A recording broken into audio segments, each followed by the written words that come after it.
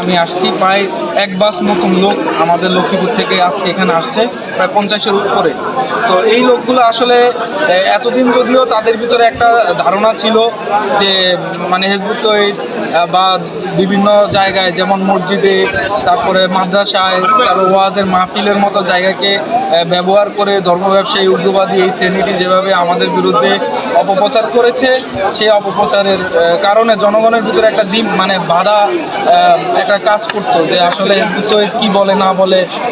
অনেক ক্ষেত্রে আমরা যখন সাধারণ জনগণের সাথে কাজ করতে যাই তখন মানুষ আমাদেরকে বলে যে আপনাদের কথা তো শোনা যাবে, আপনাদের কথা শুনলেই চলে যাবে।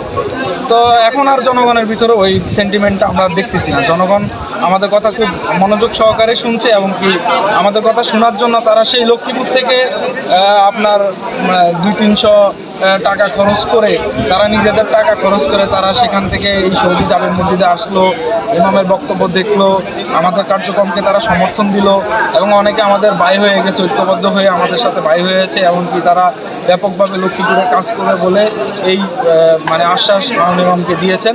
তো সেদিক থেকে বলবো যে তাদের এই যত উস্কানি হচ্ছে, তারা যত উস্কানি দিচ্ছে তত আমাদের জন্য কল্যাণ হচ্ছে।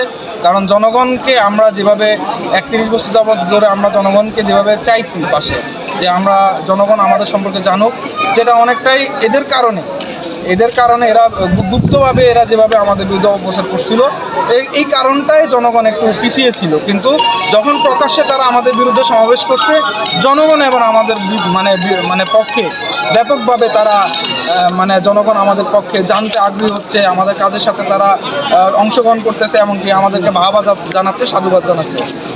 ধন্যবাদ।